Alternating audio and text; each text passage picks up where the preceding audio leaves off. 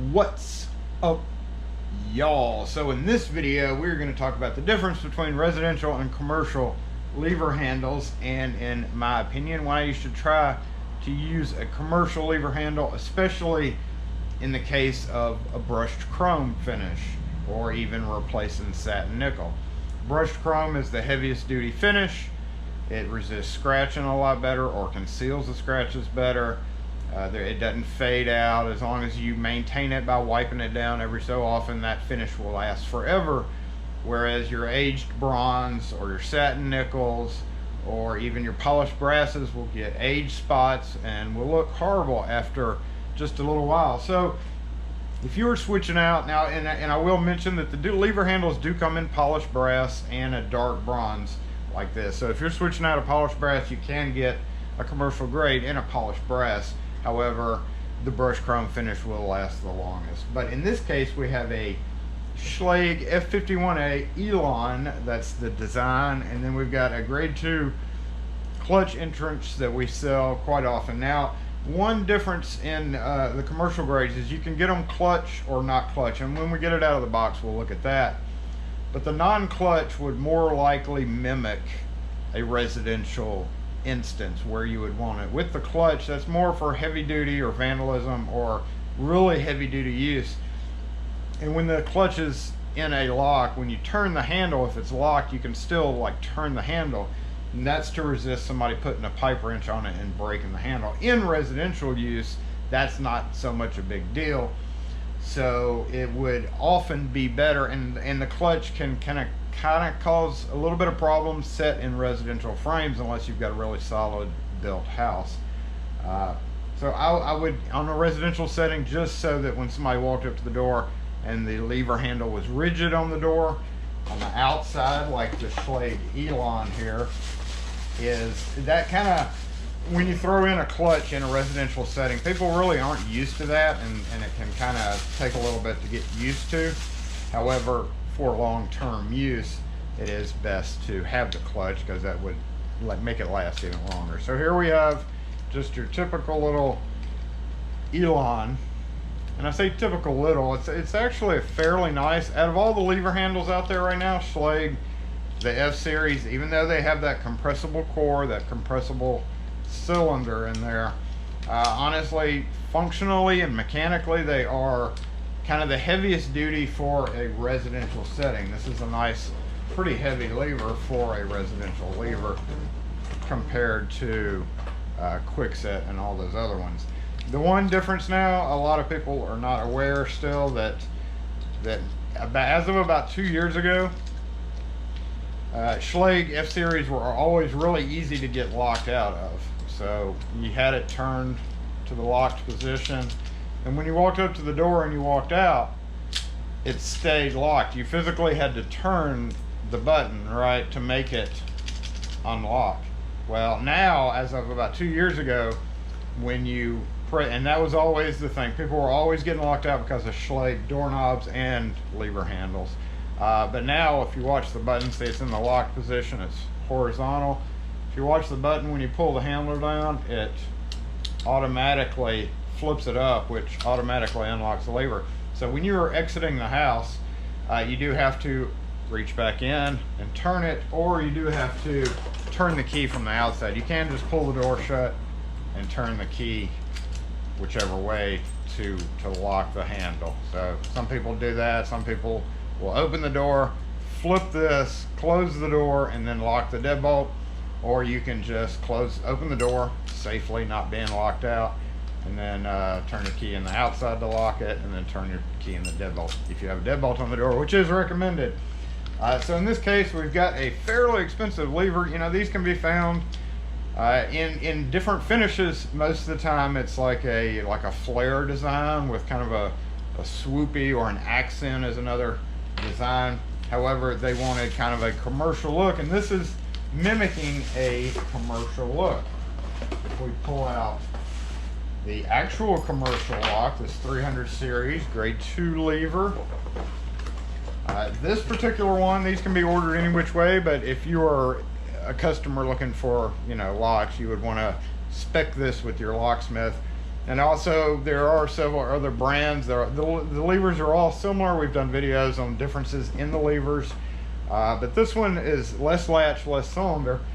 And in that case, if you're using a Schlage key wave, your locksmith would just give you this, it would have the Schlage cylinder in there, and there's less latch. So we would use a 2 3/8 latch, which is mostly what you're going to be looking at in residential. That's one of the only things about this. However, the cost difference between these two is so negligible. Most of the time you can just buy the longer latch if you don't measure beforehand and you're not sure. That's the only bad thing about commercial is they've got this fixed latch. It's not adjustable. And with this Schlage, we have an adjustable latch, and it's very easily adjustable just by moving it to that hole. So 2 3/8 goes in that hole, 2 3/4 goes in that hole. So no big deal to adjust that. And also it's a lot less forgiving on the hole installation, and we're about to look at that on this display right here. A lot less forgiving as far as the hole being off, up or down, or just not cut quite right. So we're going to take a look at the grade 2 now and see the difference in them. Obviously it's a much bigger lock, and it obviously has much bigger rosettes. If we hold the two side by side, we can see the huge difference in rosettes. So this, I will admit, does look a little goofy in some residential settings because of how big the rosettes are. But there's what I call Resimercial. Residential used as commercial. It's very popular nowadays for people to buy residential buildings and use them for commercial.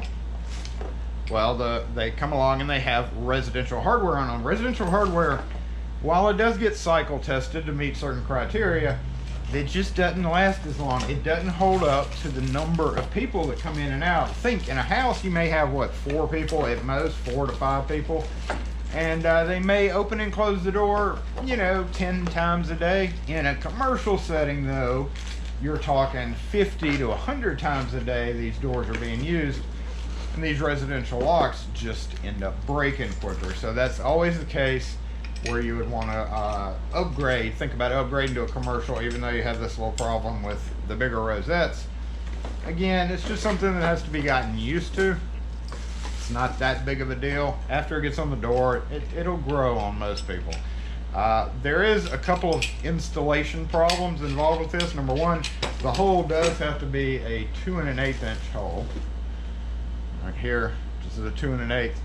And during the installation, you probably will have problems whenever you're converting it to a commercial grade. The face of the latch is always going to be just a little bit bigger. If we can find what I did with the latch, where did we go? We've got a little bit bigger and square corners. So in residential settings, a lot of the times the cutout where the latch is right here, when you go to put this on, take this is a shield. This is not needed. This is, most of the time you're going to be putting these on metal, like commercial grade steel type doors. There are residential steel doors, and we're going to talk about that briefly too. But this is not needed for residential. So we're going to take it and we put it in. If we had taken the Schlage, fits in perfectly, smoothly, no big deal. Screw it in, and you're done. 2 minutes later. It's a little bit more difficult to do, but will last you much longer. Just think, an extra 5 minutes doing what I'm about to do now will make the lock, will keep you from having to buy new locks and replace them over and over again, because this will last considerably longer.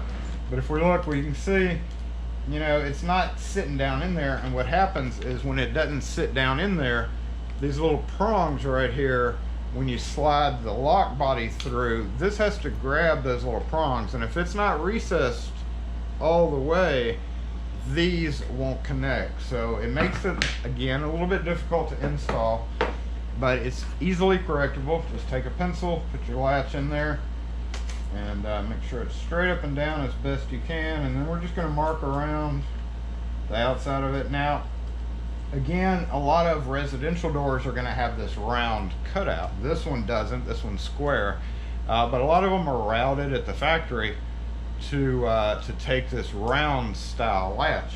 So take into account, you might have that. In that case, you would also need to do the top and bottom. And it's fairly easy to knock out those little chunks, but also, sometimes you do have to go a little bit deeper. If your latch hole is cut deep enough, you can easily take like a razor knife or even a box cutter and lock it into position. And then you just want to scribe your mark. You always want to do it with the box cutter first. Even if you're using a chisel, you're going to want to use, you're going to want to scribe your mark to cut into the paint before you chisel. So we've got the lines drawn where we need to cut. Remember, if it's a round corner latch, you would want to go ahead and cut away the top and bottom.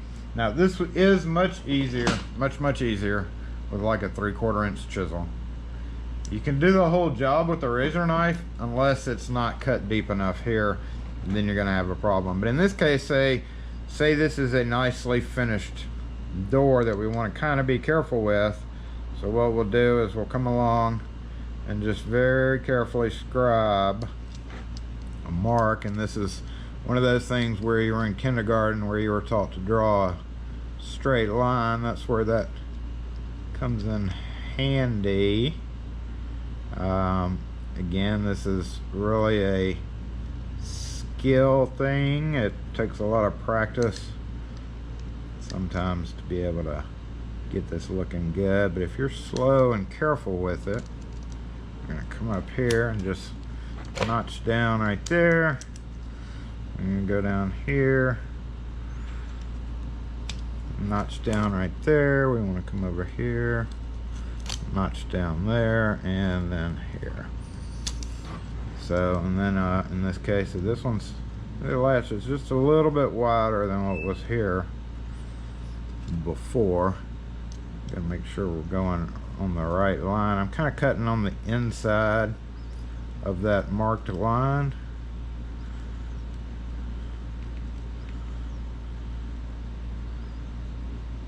Alright, now that we've got it scrubbed, if you have a hammer and chisel, it's a simple matter of just coming through and hammer and chiseling it. So we're going to do this side with the hammer and chisel. We're going to tap, tap, tap, and it's just a small hammer. You don't need a big hammer to do this. Now, we can see in this case the door is moving away from us. That is not a big problem when the door's in, you know, attached to something, but we're not attached to anything, so have a little bit more trouble. Go right there along the scribe lines very carefully, and we see how that kind of comes off. Should be one nice little piece. And if your chisel's sharp enough, sometimes you don't even need a hammer. You can just push down just like that. And it's also dependent on what kind of wood your door is made of, but most of them are made of pretty soft pine when you're talking doors. So there we go. If we had to deepen this, if this was not deep enough, we would want to go ahead through here and tap, tap, tap, tap, tap, and do mortise. I did a video on that a long time ago. I'll try to find the link and put it up if just to talk about mortising a latch out. But on this side, we're going to go and we're going to scribe it deeper and deeper. Make sure our top and bottom are on there. Okay, oh, it's best to lock that into position. And we're just going to go a little bit deeper and a little bit deeper, and then we can come in from the side and kind of carefully. You don't want to go too far with that because it's only a little bit, and at some point it's just gonna break away, and that's what you want. Again, just like on the other side, and you can come in and just excavate it just a bit more, just like that.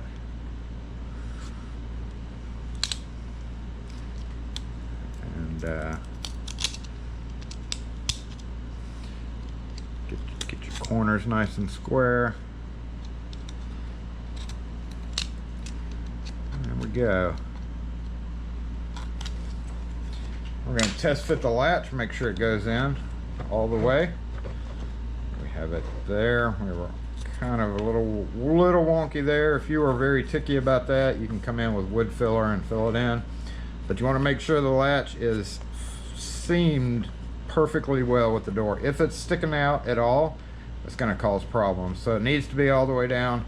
In that case, you would definitely need a chisel, and you want to mortise out this part a little bit deeper. But once we get it in, we're good to go. If we look on the inside, we can see how well the teeth come out there. And in a residential setting, when you're replacing it, all these grade 2 levers come with these things called through bolts. Obviously, we don't have through bolt holes here. You could tackle this project, but in a DIY setting, you're not really gaining anything by this. If you were doing this in a commercial setting, then yes. But in this case, these particular from the LSDA brand, just take a pair of pliers, turn this, turn that, and they unscrew. And we still have a good heavy-duty cylindrical lock that will still, even without through bolts, still outlast your tubular versions of locks. Now these come preset for an 1 3/4 door, so you shouldn't have any problems there. But we want to go ahead and run this through just like that. When you're running it through the door from the outside, you want to make sure that, see how those teeth are grabbing right there, and then this needs to be pushed in. So see how the top and bottom teeth have grabbed on to the lips just like that. If it is not, if it's like this, if it's pulled out and you're only getting this part, that is incorrect. Those two teeth need to grab into those channels. On the outside, I'm just kind of holding it up with my hand right here, because it does sag a little bit if you let it go. And then we're going to take our inner plate that comes with it. We're going to put it on there. Now, the one thing you're going to run into on the steel skin doors, these and the outside right here, you see the outside has those same little teeth.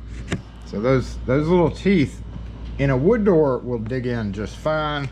You shouldn't really have too many problems with it, but on a steel skin door, you do have to come on to the 9 o'clock and 3 o'clock position. Mark it for clock, so 12 o'clock, 3 o'clock, 6 o'clock, 9 o'clock. At those two positions is where those teeth need to be biting into. So the easiest thing to do is take a little bitty drill bit, if this is a metal skin door, and you can just indent the door with the drill bit, like a 3/16 bit if you get it where it's supposed to be. One thing you can do if you need to know where it is, because it can, see how we slipped over on the side, that's incorrect. It's got to be centered. So both of these teeth have to bite into the wood. It can't be offset or you're going to have problems with the lock. But what you can do is tighten these screws down, and it not all the way down, but tighten them down, and it will imprint where you need to drill your holes for it to work. In the bag of screws that you get, you're going to have 2 smaller ones, 2 short fat ones, and then 2 big, the biggest of the machine screws. Since we took the through bolts off, we're going to use these 2 short ones and the 2 small ones. And when I say small, you can see this is a bigger screw, this is a smaller screw, and a short fat screw. So we want the 2 smaller screws. These we don't use because they go with that, and we're not using those. So in this case, I'm going to hold this up. I'm going to use these 2 short screws here, put them in, any type of screwdriver. Do not use a impact gun or a impact driver for this, or anything remotely. You can use a regular drill, or you can use a very light, no, don't even use an impact driver, just don't do it. So we're going to tighten it down till it just holds it. We want to make sure that goes on, and And this side, so we're not tight yet.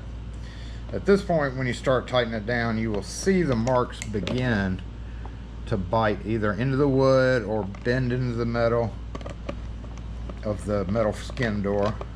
In this case, it's wood, so it's eating down into the wood by itself. And on the outside, it's gonna do that too. So if it's a metal skin door, you definitely would need to do where we're at now so that that's biting into it. Unscrew your screws and it'll mark in the metal. Take you a 3/16 or even up to a 1/4 inch drill bit and hit it right where that bit into. You don't even have to break through the wood really, you just need to get it down enough for it to tighten down and bite into the wood. At this point, since this is wood, we see I'm tightening it and it's getting tighter on the outside. Tighten. As you're tightening, it's a really good thing to check and make sure nothing's binding up.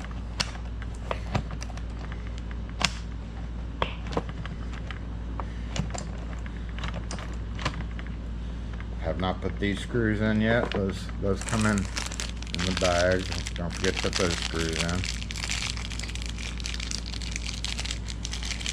I shouldn't have to say that, but I guess I should say it because it's part of the installation process. You had wanted to do this before you started on all the other. Once you slide this through and make sure the teeth are engaged, that's when we're at the point where we want those to be put in. Okay, we're still a little bit loose right here. You can usually take a hammer if it's a wood door. Just kind of tap. And then that'll make it loose, so you want to tighten it a little bit more. And at some point you can feel the change in how tight the screws are getting, and that when it gets from easy to turn to like really hard to turn, and we see the plate is level all the way around.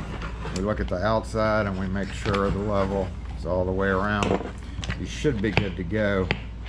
So in this particular case, it's mounted and that's hitting, so that's not going to happen on a normal door, but we can see it's good to go. Now your cylinder will already be installed with the locksmith should have installed that for you. Take this is going to be on the inside away from the latch, and this is where our short fat screws come in. There's a return spring in here, big heavy duty return spring, which is one reason why these last longer, is because the springs are bigger, they're more protected. In the case of the Schlage, we have exposed springs that get corroded easier, they get sawdust, they get all kinds of things going on with it. So tighten down. This doesn't take much because they're short screws. Then we have this plate. We see on the plate there's this metal indent, and then on the lock there's this metal cutout. So you want those two to line up, either side, doesn't matter. Put it on, push it down. See how it's got little teeth? Push it in and then just turn it, and it's tight. And then just slip your lever on. So the one difference in this, since it's a bigger lever, this can hit the inside of the wall. So you need to make sure that this is, this is not hitting the wall. If so, you may need to adjust your stop. But there we have it. That's it. Putting in a grade 2 lever handle in the place of a residential grade. In this case, we're just going to slip our key in, but you would want to key it up to the customer's key. The locksmith, if you're a customer, the locksmith would have already done this part for you. So when you put this on, this is already ready to go. So again, it won't turn all the way because it's hitting right there, but here, locked. Clutch, see how it turns but it doesn't pull open, and then do that and it pops open. If this was locked and you walked in and you turn the handle, it unlocks that. This does have an advantage, is you can put it in storeroom function, meaning always locked, by pushing and turning it in. When you push and turn it, you can open it from the inside, but the outside always stays locked. You have to turn the key, hold pressure, see how it's got that spring pressure, hold pressure, and then physically push the door. So if there was a deadbolt locked you'd have to unlock the deadbolt on the door first, and then turn, hold, keep holding, and then push the door, and then once the door is open, you can let go. And then you probably want to change this unless you have it set for a very specific reason, because again, if it's in that position, when you walk out the door, the outside stays locked. So you can lock yourself out just like the old F-Series. Most of the time, people are going to want to just do this when they leave. So the only bad thing is you cannot lock it from the outside, whereas the Schlage you can. So when it's in the unlock position, you can't turn the key and lock it. There's no way to do that. You have to do that every time to lock the door. So that's it. I think that pretty much covers everything on using a commercial lock in place of residential. These are available in polished brass, so ignore this mismatch. If you had polished brass hardware, it'd be very easy to do this. And it's a nice upgrade, and it will last a lot longer than your tubular style lock, even a decent brand tubular style lock. Because as we know, when we pop this off, we have this compressible cylinder, and what happens is this, with heavy use, with people locking and unlocking it every day, these cylinders they get worn out a lot quicker than your cylindrical style sticker. So thanks for watching, y'all. If you have any questions or comments, make sure and leave them at the end of the video. Also hit that like button and subscribe if you're interested in watching more things like this. Thanks for watching, y'all.